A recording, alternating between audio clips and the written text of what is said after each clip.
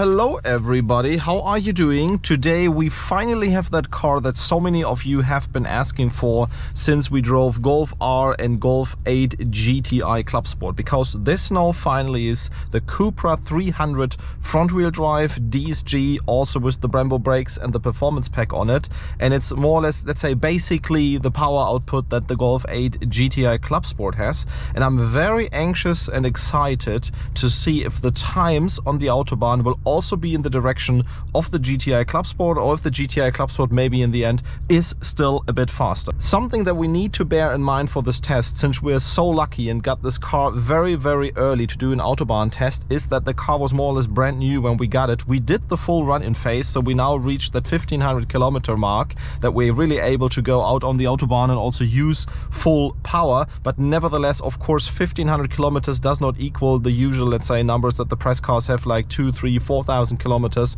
which had more tests before. It means that of course also exhaust system from the sound perspective and the whole engine setup from a power perspective is maybe even better run in. But nevertheless, the car feels strong already up to this point, so I'm really excited to see the numbers. We have put CUPRA mode in, we have traction control in the sport mode to keep it safe, and yeah, I think without further talking, let's head out on the Autobahn, see how fast it goes.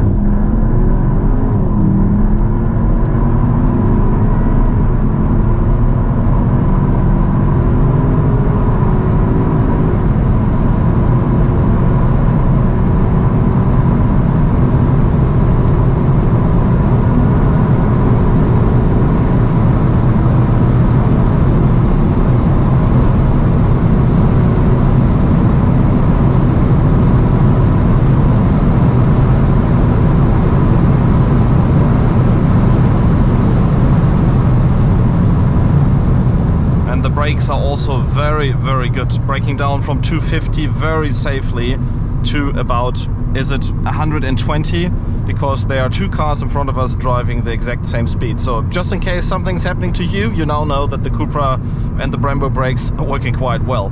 So this run was already very good. We have a 5.62 100. It shows on the drift box 0.0% slope, so that means corrected time is the same.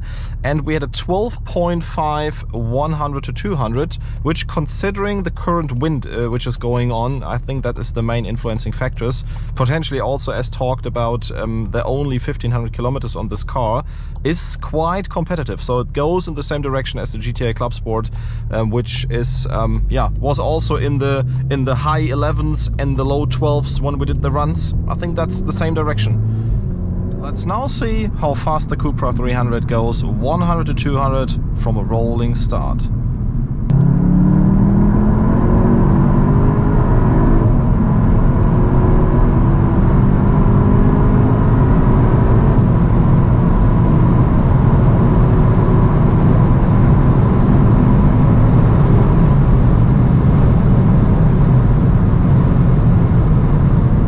As said, we did multiple runs and we are mostly in the mid 12s from 100 to 200. As said, today there's a lot of wind going on, and you can really feel once you're reaching higher speeds that the wind noise is also increasing, and not because of the car but because the wind is pretty strong today. So I guess that will definitely influence the time. Nevertheless, I think the times are very reliable. The car is repeating that 12.5, 12.6, 12.7 multiple times in a row, and that is about, let's say, half a second, a bit more than half a second slower than the Golf GTI Club Sport. But I would probably say that they're in the same league. The GTI Club Sport was also driven in the winter time. Of course, the temperatures are lower there, so the engine can breathe let's say cleaner and cooler air than it is today in the mid 20s. I don't really see a difference. Also, if you're saying that this car can be run in, my opinion is honestly that they are on pair, that both cars are delivering more or less the same performance. That means that they feel very strong on the Autobahn.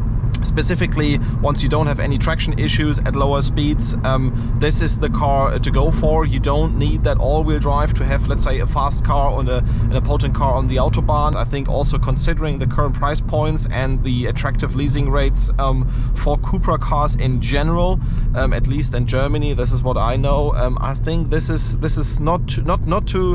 quite interesting, honestly. And also from the exterior, you have heard it, the exhaust is at least on par with the Golf GTI Club Sport. Of course, GTI Club Sport now will be available with the Akrapovic, which is then better, I guess, again. But still, comparing it also to the Formentor, this has the better sound than the Formentor, I would actually say. Yeah, so overall, we had a lot of fun. We're very grateful that we had the possibility to test this car that early and have the possibility to give you a first glimpse at power and acceleration that early. There will be another video coming, of course, of this car where we want to show a bit more of the exhaust sound, exterior sound. So I will put a few, let's say 100 kilometers on the car in addition in order to make sure that the exhaust sounds great. But yeah, without further talking, have a restful Sunday, a restful end of the day, and talk to you soon.